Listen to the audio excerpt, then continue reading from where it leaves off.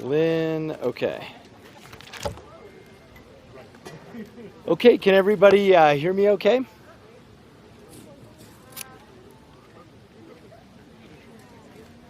Sun look okay, all right. Got mostly thumbs up. Let's just wait 1 second. Okay, nice. All right, well, I want to welcome everyone to our amazing zoo, in general, the Albuquerque Biopark. And you will see in our groundbreaking and pictures lots and lots of excited folks that are here today for a wonderful project that's been a long time coming, but could not come like at a better time with us opening up and pandemic waning. We now will have to look forward to an awesome new Asia exhibit right here at the zoo. And so we're going to tell you all about it. I'm just going to begin with a couple of things. The first thing is, everyone was asking about the cost. This is a $28 million investment. It's, of course, with our partnership at the Society. So let's give everyone at the Society a round of applause. Society folks, thank you. And of course, I really want to thank, because I haven't seen them in person in a long time, but look, everyone at the biopark, but especially at the zoo, you know, they worked all pandemic because someone has to work with our animals and keep them alive and healthy as well. And so we have an amazing team out here at the zoo, and many of them too, if you're curious, they wear masks as a requirement because of safety with the animals and transmission. But masks are optional for visitors at the zoo, so that's why you see a mixed bag here today. But my point is, let's all thank everyone who works at the zoo, all pandemic. Thank you so much for all that you've done. And you know, for me, of course, I was born and raised here, and so I grew up at the zoo, literally, like a lot of kids. And I remember the original, I'll call it the original Asia exhibit. I don't know if it was actually called that, but I will describe it. It was just fenced cages with rhinos, and that was it. There was nothing. I mean, it was just dirt and a fence. And so we've obviously come a long way in that 43 years. But this is the next step into a world-class exhibit for Asia, all our Asia-related species. So this new Asia exhibit is going to feature new homes for orangutans and tigers, snow leopards, and stellar sea eagles. And it is, of course, a major expansion. It's going to be done in 2 phases. We're going to do, the first phase is going to be an elephant overlook and deck. And as folks who go to the zoo know, this area is usually not open to the public, but we want people to be able to see the elephants from a better vantage point. And so that is exactly what we're building, and they're excited about it. And so that's going to be the first phase. And the second phase is going to be completed in the fall of 2022. And that's really what is behind folks who are viewing this. You'll get some shots of it when we do the groundbreaking. So there's going to be lots of construction all over the biopark. And so I want to give folks a heads up. The good news is we were able to kind of accelerate some planning and move things up a little bit, but a lot of the construction's all going to be happening over this year and next. That includes a new train, it includes a people mover, it also includes an awesome heritage farm project that we'll tell you all about when the time is right.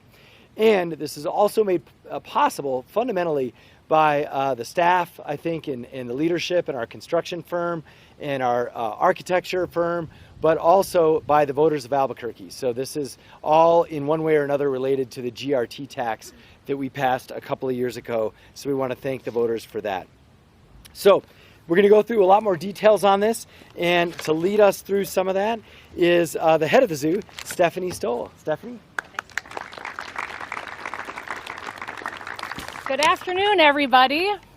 While it might be hard to imagine, it might be hard to see right now, but soon this area is going to be transformed into an immersive experience for our guests. We're going to invite our guests to explore the jungles of Southeast Asia, to climb the Himalayas, and visit the coasts of Japan and Northeast Russia. Phase 1, as the mayor already indicated, is an elephant overlook. You'll get a bird's eye view right into our largest elephant yard here at the biopark. And it will also be a perfect place for weddings, corporate events, and more. And then in phase 2, we're going to invite our guests to play alongside some of our animals. We'll have playful opportunities for young guests to climb and swing alongside our Siamangs and our orangutans. We'll ask them to watch for a tiger's stripes in the jungle. We're gonna give them opportunities to balance like a snow leopard, racing along a rocky cliffside, and we're gonna ask them to marvel at the huge wingspan of a stellar sea eagle soaring overhead. And then at our field camp, in the middle of this experience, we're gonna give our guests an opportunity to step into the role of scientists as they explore the jungle, searching for signs of wildlife. All along the way, we're going to have special keeper notes from some of our amazing, dedicated professional animal care specialists that will give our guests insights into exactly what goes into the care of these magnificent animals. Also along the way, we'll have conservation stations that will invite our guests to join us in taking action to help save Asia's wildlife. Other immersive elements will include a marketplace, a palm oil farm, hands-on education stations, and beautiful bronze sculptures that depict the diversity of wildlife on this continent. It's going to be a transformative experience for our guests. And also it's going to be a truly transformative experience for the animals that are in our care and for the dedicated staff that care for them every day. And to share a bit more about that transformation, I'm going to invite Lynn Tupa, who is the zoo manager here at the Biopark, to share more about what it means for our staff and for our animals. Thank you, Stephanie.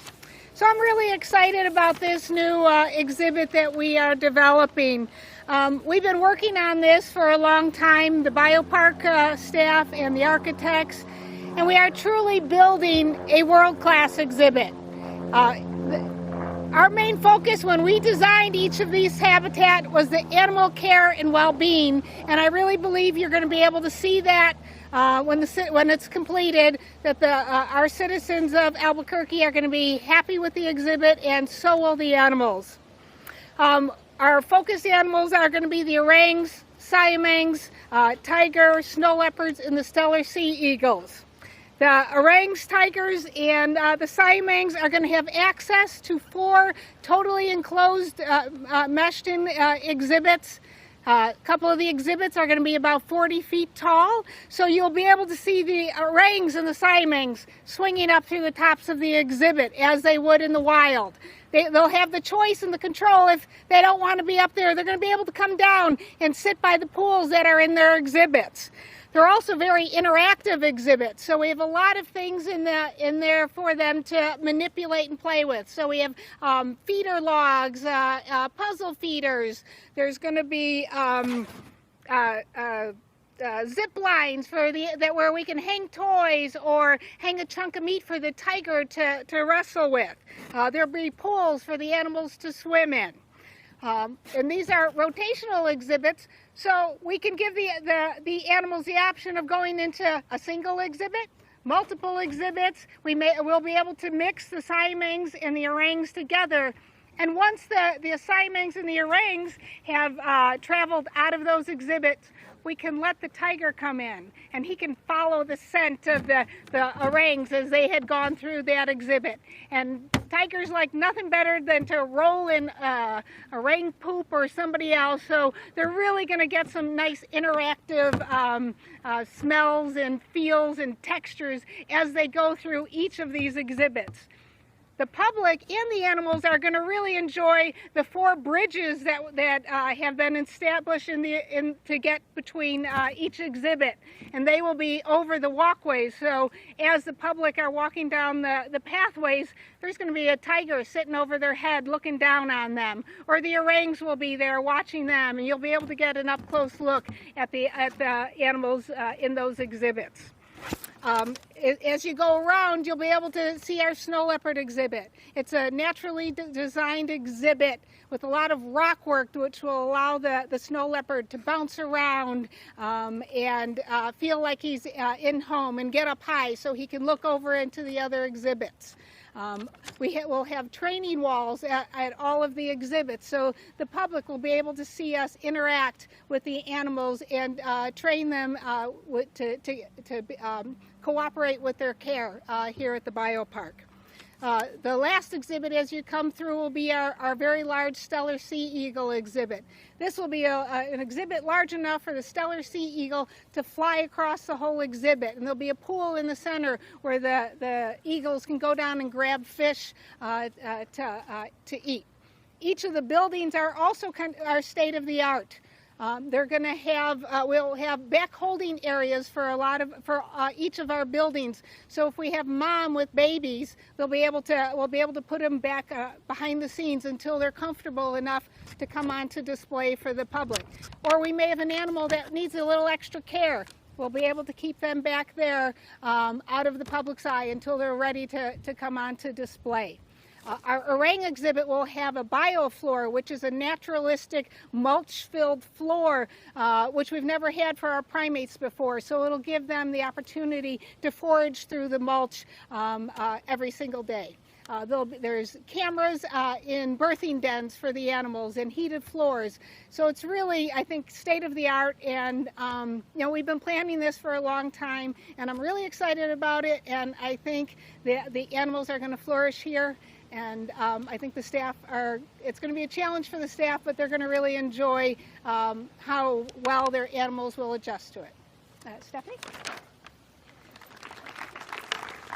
Just a few people to thank before we proceed, and I'm looking out at a sea of biopark uniforms. This project would not be possible without their dreams and vision for what could be possible for this place, for our guests, for the animals and plant collections and our care. So I want to thank them first and foremost for sharing their vision and dreams that are going to be bringing this project to life. And our design team. Without them, we wouldn't have these fabulous drawings and plans from which to work. So thank you to CLR Design and the Hartman and Majewski Design Group, who designed this exhibit with help from local consultants, MRWM Landscape Architects, Chavez Greaves Consulting Engineers, and Bridgers and Paxton. And finally, I'd like to thank Bradbury Stam for joining us to build this amazing exhibit complex for us and to be here with us for the next few months while we bring this dream to life. Thank you. I'm going to turn it back to Mayor to tell you what's next. All right, and two, we should mention, so to just make it clear, this is what the elephant overlook is going to look like. And you can just see how awesome it is, what was described to you, how people are actually going to be able to sort of circulate around in all the elephants below. And then you can see the map here of the different other bridges she was mentioning. So there's some great visuals here if folks want to actually sort of see what the vision is. Now, let me also do a couple of quick thank yous, and then we're going to do some fun ceremony. We should also mention that, there's a lot of back-end administration and guidance and all sorts of things that go into this. So, there's even the folks in procurement who make this possible and everyone involved at the city, but I do want to mention a few. Our deputy director over Biopark, Brandon Gibson, I think is here, punches above his weight. There he is, way in the back. And also, of course, the director of Arts and Culture Department, which oversees the zoo, among other things, Shel Sanchez. And our COO, all things public facing, Lawrence Real. Okay, so here's what we're going to do. First we're going to do a groundbreaking. We're going to kind of do two groundbreakings because there's so many shovels. So someone else will organize that, but we're going to shift that way. And then we're going to do a quick, fun elephant feed.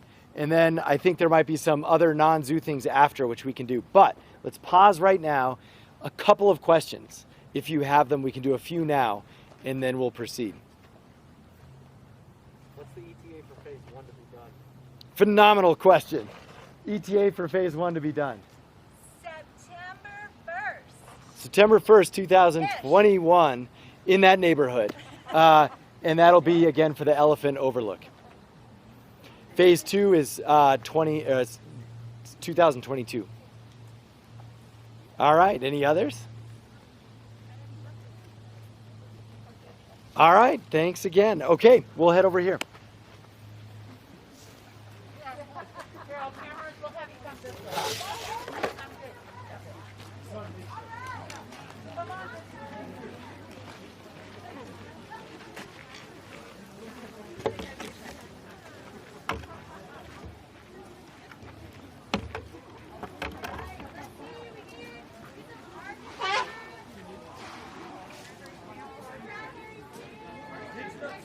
representative.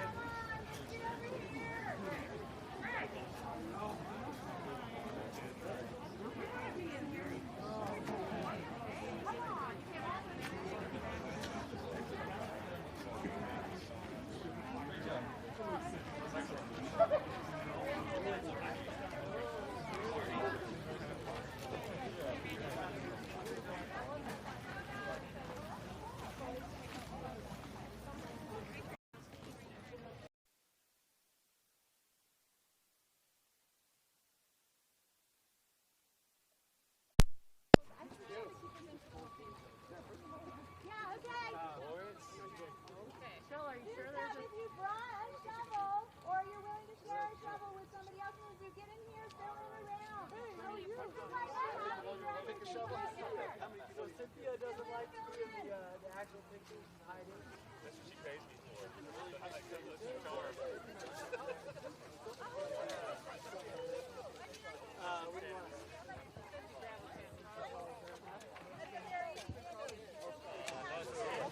Come on in, Dennis. Here's a Bradley player. Cynthia, are you delegating this to Dennis? Sure. Grab the photo off.